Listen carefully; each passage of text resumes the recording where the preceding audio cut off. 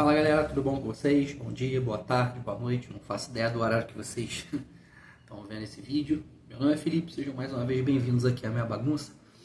Hoje eu vou começar o resumo da Era do Capital, do Hobsbawm, continuação direta da Era das Revoluções. Tem uma playlist aqui no canal com o livro todo destrinchado entre capítulos e partes para vocês. Com a Era do Capital não vai ser muito diferente, eu fiz um resumo do livro. Lembrando que é um resumo, então se você quiser o conhecimento completo, leia o livro. E aqui o resumo funciona como um quebra-galho, para você poder fixar alguns conhecimentos, você relembrar algumas coisas, até mesmo captar alguma coisa que tenha perdido. Eu faço as coisas num formato bem simples, né? Não sou nenhum criador de conteúdo, sou só um cara que lê, estuda e gosta de compartilhar isso com o pessoal que estuda também. Eu fiz o resumo, deixo o resumo aqui na tela e vou fazendo uma leitura dinâmica sobre o conteúdo e comentando. Hoje, tem que ter um começo, o material de hoje é sobre o prefácio e a introdução da Era do Capital. Se você também curte estudar por questões, eu também faço resolução de questão. Vou deixar aí. Se te interessar, tu clica aí e vê se adianta do seu lado. Então, rapaziada, deixa eu começar aqui a leitura, né, do prefácio e da introdução. O Hobsbawm, ele lançou esse livro com uma continuação, né, direta da Era das Revoluções. Ele começa se desculpando se teve algo que o leitor já tinha conhecimento, mas só para garantir que todo mundo esteja na mesma pegada, né? Esteja alinhado. Afinal de contas, é uma continuação direta da obra anterior. A ideia é que dá para ler esse livro sem precisar da Era das Revoluções, né? Ele está mais voltado para quem não manja muito de história, ou seja, é uma leitura até mais simples, né? E ele aborda uma quantidade de assuntos menor do que na Era das Revoluções. Ele fala que mesmo o período sendo curto, vai explorar muitos lugares, porque a economia capitalista, nesse período, ela está se espalhando assim, muito. Tá pique aqueles joguinhos de vírus mundial, né? A economia capitalista ela se espalhou rapidamente, o período é muito curto e, basicamente o mundo todo, né? Ele divide o livro em 3 partes, né? Começa falando das revoluções de 1848, depois cobre os principais acontecimentos nesse tempo, olhando para toda a Europa e até para o resto do mundo. Os capítulos eles são organizados por temas, né, importantes, e uma informação bem legal, galera, ele não segue uma ordem cronológica, né? Mas destaca momentos-chave. Se você for acompanhar os vídeos aqui, anota as datas, porque ele não segue uma ordem cronológica. E isso para o teu estudo pode ser uma coisa muito importante, né? O Hobsbawm, ele também se toca que não dá para abraçar o mundo, né, todo sobre o século XIX, né? Tipo, tem muita coisa acontecendo, muitos detalhes que ele admite que não vai conseguir falar de tudo, né? Ele fala que os historiadores estão cada vez mais interessados em coisas diferentes, o que complica ainda mais porque é difícil realmente abranger tudo. O cara também lamenta que não conseguiu citar todas as fontes, porque se fosse fazer isso, o livro ia ficar gigante e meio chato. Ele queria fazer uma síntese geral, né, entre os anos de 1848 e 1875, sem ficar só resumindo coisas mais que são de maior conhecimento do povo, né? Ele queria se atentar a mais detalhes. Agradece a galera, né, que ajudou a corrigir alguns capítulos e a pesquisar, mas fala que qualquer erro é dele mesmo, né? No final, ele também indica umas leituras extras e agradece todo mundo que colaborou na criação do livro, né, no prefácio. Quanto à introdução, em 1860, a palavra capitalismo, né, virou referência sobre dinheiro e poder no mundo todo. A Era do Capital foi basicamente um período que o capitalismo dominou, com as pessoas acreditando que o dinheiro ia crescer em todo mundo e ia ficar feliz se todo mundo competisse no mercado livremente. Muito basicamente e de uma forma muito simplificada foi isso. Elas achavam que, seguindo, né, esse sistema, a sociedade ia ter uma distribuição justa de riqueza, né, tanto do lado moral quanto do lado material iriam evoluir.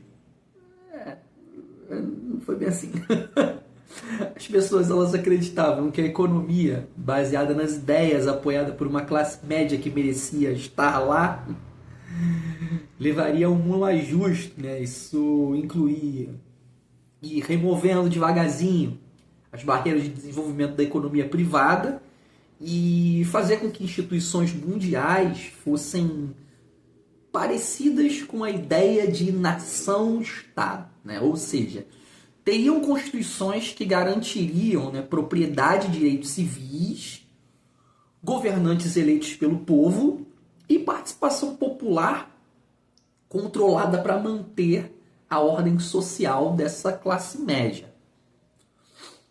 Então, o livro fala sobre como uma sociedade foi se desenvolvendo ao longo da história. Antes de 1848, já tinha alguma coisa acontecendo, mas foi só depois de 1860 que as coisas realmente, assim, decolaram, né? Entre 1789 e 1848, teve a Revolução Industrial na Inglaterra e a Revolução Francesa, né? A dupla revolução, que mexeu com toda a parte política e econômica, né? Nessa época, as pessoas estavam na dúvida se a sociedade ia ficar toda capitalista liberal ou se os burgueses conquistadores iam acabar dominando tudo. De 1830 a 1840, as coisas ficaram mais tensas, né? Com as crises e agitações sociais. Aí, a partir de 1848, a história acabou dando uma virada, né? A Revolução Política deu uma recuada, mas a Revolução Industrial, ó, seguiu firme, bombando legal. 1848 foi a última Revolução Europeia de verdade, por assim dizer, com muita expectativa da galera de esquerda, né? E pesadelos para a galera de direita, né? Acabaram derrubando vários regimes na Europa, mas a Revolução acabou não sendo uma parada universal. O foco desses movimentos mudou para regiões menos desenvolvidas, enquanto países, né, que o livro fala, continuaram com movimentos meio esporádicos, né, e subdesenvolvidos, por assim dizer. Não sei se ficou, na minha leitura ficou meio ruim na explicação. A economia capitalista mundial foi crescendo, né, abrindo outras opções políticas, e a Revolução Industrial acabou sendo mais importante do que a Revolução Política Francesa. Polêmico isso. Em resumo, foi um período na história com revoluções e mudanças, mas no final o capitalismo industrial ele acabou ganhando a queda de braço. A economia do capitalismo industrial estava bombando pelo mundo, né? Junto com ela vinham umas ideias e uma forma de organizar a sociedade que davam todo o poder, basicamente, para a burguesia. Eles estavam dominando, mas ainda ficavam meio que com medo de assumir um papel político definitivo, né? Tinham um medo geral de revolução, principalmente entre a classe média europeia, que via a democracia como sinônimo de socialismo. Pois é, eles viam dessa forma. E isso para eles era absurdamente assustador, né? Os chefões dessa ordem burguesa, né, eram muito conservadores, tipo assim, nobres reacionários. E o clima geral era de muita insegurança na sociedade. Nesse período que rolou lá por 1848 até mais ou menos 1870, teve uma confusão em Paris e uns protestos que resultaram em bastante derramamento de sangue, né? O pau cantou. Isso deixou todo mundo meio nervoso no cenário diplomático. Aos poucos, os chefes de Estado da Europa começaram a perceber, né, que a tal democracia era uma parada inevitável. E talvez não fosse assim tão perigosa politicamente quanto eles imaginavam, né? Não era aquele monstro que eles pintavam. As guerras foram mais de operações pequenas e organização e tecnologia com conflitos rápidos, né, e decisivos, né? Tipo a unificação da Alemanha, foi uma parada muito rápida, muito decisiva. Guerra Civil Americana, né, acabou se destacando, onde tinham mais poder econômico e recursos, né? Quem tinha mais poder econômico acabou levando a melhor, né? Os heróis nessa época eles foram raros e o sucesso na política era medido por ter ideias comuns e habilidades fora do comum, né? Não por grandes dramas. Era uma parada muito mais objetiva e efetiva. Os líderes importantes, como o Lincoln e o Bismarck, eles se destacaram sendo políticos diplomatas assim, bastante espertos, bastante esguios, né? E não tanto por agir como heróis de teatro, por assim dizer, né? Eles brilharam pelas suas conquistas e pelo carisma que eles tinham.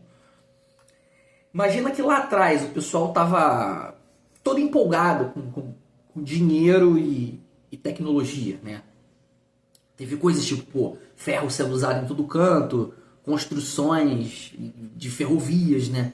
Até cabo submarino tava rolando, né? Aí, cidades gigantes, como Chicago, apareceram nos Estados Unidos. Os europeus e os americanos, eles estavam no topo, né? Achando que eram os melhores, espalhando respeito e se sentindo superiores ao resto da galera.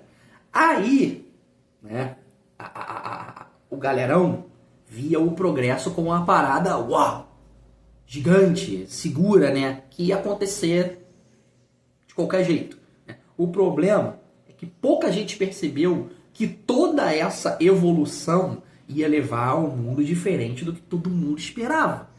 E toda mudança acaba gerando incerteza, insegurança, choque. Eles não estavam meio que se preparando para isso. Bom, o drama do progresso, né, entre aspas, a parada não foi só uma história de sucesso, tipo a galera rica se dando bem, né? Para quem era pobre, ficava fora desse esquema de dinheiro, foi um tsunami de mudanças muito ruins. Aquela história do rico cada vez ficar mais rico e do pobre cada vez ficar mais pobre. Pois é, se repetiu. Os historiadores que estudam essa época meio que têm sentimentos misturados quanto a ela. Eles admiram as coisas materiais, legais que rolaram, né? Afinal de contas, a tecnologia avançou bastante. Só que ao mesmo tempo eles sentem uma espécie de aversão, né? Porque, cara, não curtem muito a confiança exagerada dos burgueses, né? Que achavam que estavam dominando tudo. Só que isso tudo não foi uma parada definitiva, foi por um tempo, né? O livro também fala de um ponto-chave em 1873, um acontecimento gigante, quase como a quebra da Bolsa de 29. A década de 1870 foi tipo o fim da alegria, porque a economia e o liberalismo começaram a cair, né? A depressão foi tipo uma crise muito louca que atingiu todo mundo. E aí começou a nova fase, fechando a fase antiga. Galera, no resumo do prefácio da introdução, né, consegui separar essas informações. Espero que vocês tenham espero que vocês tenham compreendido, não. Eu espero ter conseguido explicar de uma forma simples e resumida que a ideia do projeto é fornecer resumos desses obras que são bastante importantes e tudo quanto é edital. Se você vai estudar para um concurso, se você vai estudar para um vestibular, cara, história contemporânea, coleção do Hobsbawm, tá lá, né? Então a minha ideia é fazer um resumo de uma forma simplificada para poder ir ajudando quem tem pouco tempo para estudar, beleza? Mais uma vez, eu não sou nenhum criador de conteúdo, eu sou só um cara que grava com um celular, uma sala e um microfonezinho. Então não esperem grandes edições, grandes tecnologias. Aqui é a informação que eu separo, deixo aí para vocês. Beleza? Vou ficando por aqui. Próximo vídeo, capítulo 1 da Era do Capital. Vou tentar, se você acessou a playlist da Era das Revoluções, vocês podem ver que cada vídeo é uma parte de um capítulo, né? Eu vou tentar fazer cada vídeo um capítulo inteiro. Então, possivelmente não, os vídeos vão ser grandes. Eu só vou separar se realmente o capítulo for muito grande, tipo, for dividido em 7 partes, 8 partes, aí eu vou separar. Caso contrário, eu vou tentar fazer um vídeo por capítulo, que aí as playlists ficam bem menores, apesar dos vídeos maiores. Beleza? Vou ficando por aqui, rapaziada. Valeu, falou, um forte abraço para vocês, bons estudos, até a próxima.